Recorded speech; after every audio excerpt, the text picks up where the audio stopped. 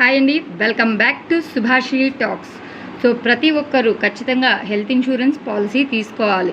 చాలామంది health insurance policy తీసుకోండి అంటే ఏమంటారు, ఆ ఖర్చులు వచ్చాయండి, ఈ ఖర్చులు వచ్చాయండి, ఎలా తీసుకోవాలి, డబ్బులు సరిపోవట్లేదు అని చెప్పి ఏదో ఒక సాకు చెప్పి అవాయిడ్ చేస్తూ ఉంటారు.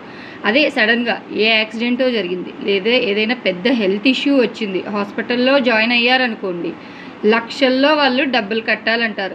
ఖచ్చితంగా అప్పు చేసైనా సరే, లేదు అంటే కనుక ఎక్కడెక్కడో ఉన్న ఇన్వెస్ట్మెంట్స్ మొత్తం తీసుకొచ్చైనా సరే హాస్పిటల్కి బిల్ పే చేస్తారు.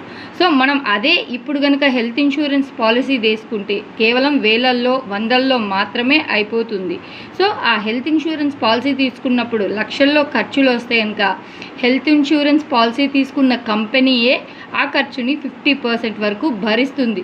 సో మనం ఇన్వెస్ట్మెంట్ చేసుకున్న డబ్బులు మనకు అలాగే ఉంటాయి. సో కాబట్టి ఎవ్వరూ కూడా హెల్త్ ఇన్సూరెన్స్ పాలసీ గురించి అడిగినప్పుడు తప్పకుండా తీసుకోండి, నెగ్లెక్ట్ మాత్రం చేయొద్దు. అయితే హెల్త్ ఇన్సూరెన్స్ పాలసీ తీసుకునేటప్పుడు ఒక మంచి హెల్త్ ఇన్సూరెన్స్ పాలసీ సెలెక్ట్ చేసుకోవడానికి ఈ మూడింటిని ఖచ్చితంగా మనం అబ్జర్వ్ చేయాలి. నెంబర్ 1, క్లెయిమ్ సెటిల్మెంట్ రేషియో అనేది చెక్ చేసుకోవాల్సి ఉంటుంది. అంటే 100కి 99 మంది క్లయింట్స్ యొక్క క్లెయిమ్స్ని సెటిల్మెంట్ చేసి ఉండాలన్నమాట. నెంబర్ 2, సో ప్రీమియం తక్కువ ఉండాలి, అలాగే కవరేజ్ అనేది ఎక్కువ ఉండాలన్నమాట. అంటే ఒక 15 to 20 lakhs కానీ ఇంకా ఎక్కువ ఉన్నా పర్వాలేదు. అలాగే మనం చిన్న ఏజ్లో తీసుకున్నట్టయితే కనుక ప్రీమియం అనేది తక్కువ పడుతుందన్నమాట. నెంబర్ 3 వచ్చేసి నెట్వర్కింగ్ హాస్పిటల్స్ ఎక్కువగా ఉండాలన్నమాట.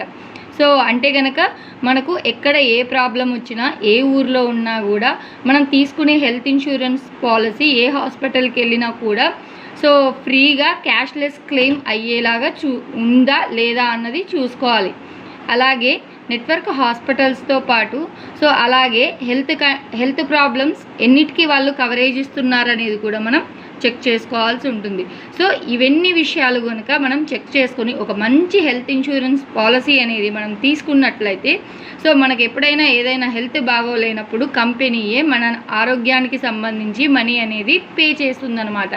అలాగే మన ఇన్వెస్ట్మెంట్స్, సేవింగ్స్ అలానే ఉంటాయి. సో ఈ వీడియో కనుక మీకు నచ్చినట్లయితే లైక్ చేయండి, షేర్ చేయండి, సబ్స్క్రైబ్ చేయండి. Thank you.